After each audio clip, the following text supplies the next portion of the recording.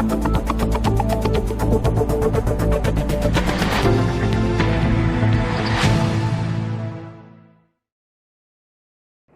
आप देख रहे हैं लोकोत्तर न्यूज और मैं हूं आपके साथ ऋतु सिंह। आइए बढ़ते हैं खबरों की ओर।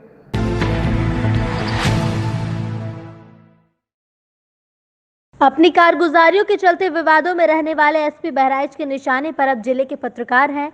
आरोप है कि टीवी न्यूज के लिए समाचार कवरेज करने पुलिस कार्यालय गए एक पत्रकार से एसपी ने अभद्रता कर अपशब्दों का प्रयोग किया। विरोध करने पर उसे बंधक बनाकर उसे हिरासत में लेकर एसपी शहर के कार्यालय में बंधक बनाकर बैठा दिया गया। पत्रकार का मोबाइल छीनकर बनाई गई खबर और अन्य साक्ष्यों को जबरन डिलीट कर दिया गया। जानकारी होने पर जिले के पत्रकारों ने मामले की जानकारी उच्चाधिकारियों को देते हुए विरोध जताया। इसके बाद सादे कागज पर हस्ताक्षर कराकर पीड़ित पत्रकार को छोड़ा गया।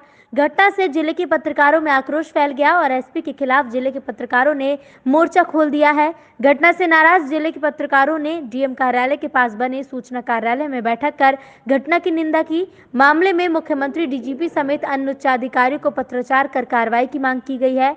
कार्रवाई न होने पर आंदोलन की चेतावनी भी दी गई। बहराइच से सिद्धांत साहू की रिपोर्ट। मैं Abdul Kadir Munna, Chain TV news channel, district Bahraich reporter. कल एसपी कार्यालय परिसर में कवरेज करने गए थे।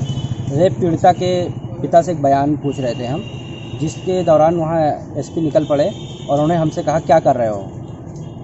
हटाया, हमको मत पूछो इनसे। हम हट गए। उसके बाद काफ़ी अब्दुल भाषा का प्रयोग किया और कहा क्या कर रहे थे। उसका बयान हम मोबाइल में रिकॉर्ड कर रहे थे। उन्होंने मोबाइल ले लिया स्टार्ट द्वारा अपने और हमारा पूरा डाटा डिलीट करा दिया। उसके बाद काफ़ी अब्दुल शब्द भाषा का बयान दिया। उसके बाद उस पीड़िता को भी बुलाया, पीड़िता के पिता को, और उससे कहा कि इनसे ये क्या कुछ कर पाएंगे, इनसे क्या करा रहे हो। उसने कहा नहीं, पूछ रहे थे, इनको बता। गोंडा पहुंचे शिवपाल यादव। प्रगतिशील समाजवादी पार्टी के अध्यक्ष पहुंचे गोंडा। निजी शिक्षण संस्थान में कार्यकर्ताओं से मुलाकात की। पत्रकारों से बातचीत में बोले शिवपाल। लव जिहाद के खिलाफ कानून के पक्ष में दिखे शिवपाल। कानून के साथ साथ नैतिक शिक्षा का होना जरूरी। शिवपाल, बिना नैतिक शिक्षा कानून से कुछ नहीं होगा। समाजवादी पार्टी के साथ मिलकर लड़ेंगे चुनाव। बीजेपी सरकार पर शिवपाल का तंज, केंद्र और प्रदेश सरकार ने नहीं पूरा किया कोई वादा। पूरी तरह से फेल है केंद्र और प्रदेश की भाजपा सरकार। भाजपा के खिलाफ जनता ने मन बना लिया है। जब तक भाजपा हटेगी नहीं तब तक हालात नहीं सुधरेंगे। गोंडा में कई कार्यक्रमों में शिरकत के बाद बलरामपुर रवाना हुए शिवपाल यादव। और अभी तक एक भी वादा पूरा नहीं किया। केंद्र सरकार हो चाहे प्रदेश सरकार, एक भी वादा पूरा नहीं किया। और पूरे देश में हर समाज के लोग परेशान हुए। पहले तो परेशान हुए नोटबंदी से, फिर हुए जीएसटी से, फिर उसके बाद जो वैश्विक बीमारी कोरोना। गिरिराज सिंह ने कहा है कि विपक्षी देश बांटने का काम कर रही है कोर्ट के लिए। देखिए, जब सरकार ने कोई काम ही नहीं किया है, इमरान वादा पूरा किया नहीं है, तो अब तो जनता ने मन बना लिया है नदीम भाई आ गया जी, भारतीय जनता पार्टी को हटाने का। और जब तक ये भारतीय जनता पार्टी हटेगी तब तक देश के हालात सुधरेंगे। अच्छा ये बताइए, जिस तरीके से सरकार लव जिहाद कैसे देखते हैं इसको? देखिए, कानून बने लेकिन पालन तो हो, और फिर नैतिक शिक्षा बहुत जरूरी है। नैतिक शिक्षा बहुत जरूरी है। अगर जब तक नैतिक शिक्षा नहीं देंगे तो ये तो फिर सब फेल हो जाते हैं। शिक्षा कौन देगा? हाँ, चलिए, सरकारों को ध्यान देना चाहिए। जिस तरीके से इस बार का विधानसभा चुनाव किसी के समझौते से लड़ेगी या अकेले लड़ेगी? नहीं, अलायंस करेंगे। हमारी प्राथमिकता है समाजवादी पार्टी। चलो उधर चले। प्राथमिकता है समाजवादी पार्टी। जिस तरीके से आपको समाजवादी पार्टी से दूर रखा गया, अगर आपको न्योता मिले तो क्या समाजवादी पार्टी फिर से ज्वाइन करेंगे? अलायंस करेंगे। प्रगतिशील समाजवादी पार्टी रहेगी। चुनाव चिन्ह हमारा चाबी रहेगा और अलायंस करेंगे तो हम जरूर करेंगे। किस पार्टी से पसंद करेंगे आप? भाजपा से कर सकते हैं या पार्टी से कर सकते हैं कुछ? हमने कहा कि प्राथमिकता है हमारी समाजवादी पार्टी। बस्ती जिले के लालगंज थाना क्षेत्र में किराना व्यवसायी की आत्महत्या के मामले में आज व्यापारियों और परिजनों ने पुलिस अधीक्षक कार्यालय पहुंचकर हत्या की आशंका जताते हुए मुकदमा दर्ज कर कार्रवाई की मांग की है। आपको बता दें कि श्रवण की लाश की पेड़ से लटकते मिली थी, जिसे पुलिस आत्महत्या मानकर जांच कर रही थी। आज परिजनों के साथ भारी संख्या में व्यापारी एसपी ऑफिस पहुंचे। व्यापारियों ने इस मामले में हत्या की आशंका जताई है। मृतक की पत्नी अंजू ने बताया कि मेरे पति भवानीपुर में किराने की दुकान चलाते थे। रोज की भांति 2 नवंबर को ही वो दुकान पर गए थे, लेकिन शाम को घर वापस न पहुंचने पर हम लोगों ने काफी खोजबीन की, लेकिन कहीं पता नहीं चला। अगले दिन सुबह उनकी लाश थकना पार्क गांव के पास आम के पेड़ से लटकती हुई मिली। मृतक की पत्नी ने कहा कि मुझे पूर्ण आशंका है कि मेरे पति की हत्या की गई है। घटना पर पर्दा डालने के लिए आत्महत्या का स्वरूप दिया जा रहा है। मृतका की पत्नी अंजू गुप्ता ने मामले में मुकदमा दर्ज कर कार्रवाई की मांग की है। मृतक के परिजनों के साथ पहुंचे व्यापारी नेता जगदीश अग्रहरी ने कहा कि हम लोगों को आशंका है कि व्यापारी की कहीं हत्या कर इस तरह का शक्ल दिया गया है। हम लोगों की मांग है कि मामले में निष्पक्ष जाँच कर कार्रवाई की मांग की गई है।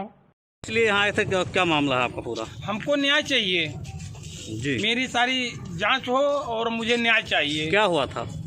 क्या हुआ? इनका कोई मर्डर किया है, हमारे भाई का हत्या हुआ है। कब हुआ हत्या? 2 तारीख को शाम को, दिन सोमवार था। वो दुकान पे गए, दुकान से घर नहीं पहुंचे। मेरी जांच हो, मुझे न्याय चाहिए।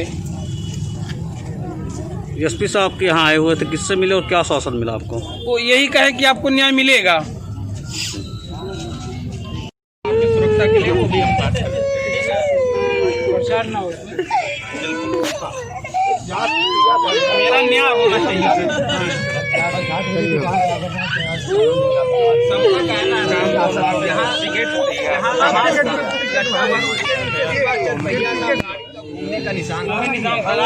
चाचा थोड़ा इधर जब महिलाओं का आ जाए, थोड़ा पीछे हो जाए आप लोग हाँ आए से उधर हो जाए बस। तो नहीं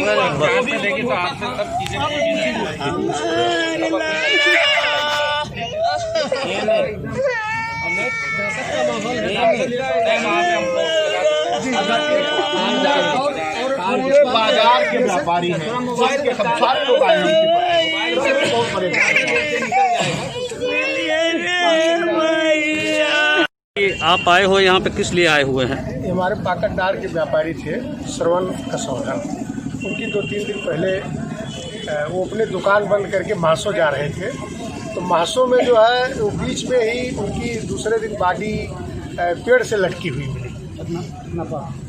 पेड़ से लटकी हुई मिली तो ये आशंका है कि जैसे वो पेड़ से लटकी हुई मिली, अगर कोई व्यक्ति आत्महत्या करेगा तो उसमें तमाम निशान भी गले पर रहेंगे। और दिक्कत जो घटनास्थल पे देखा गया वो ऐसे रस्सी जैसे कहीं कोई अलग हत्या करके ला करके और रस्सी से बांध के पेड़ पे टांग दिया, रुका गया।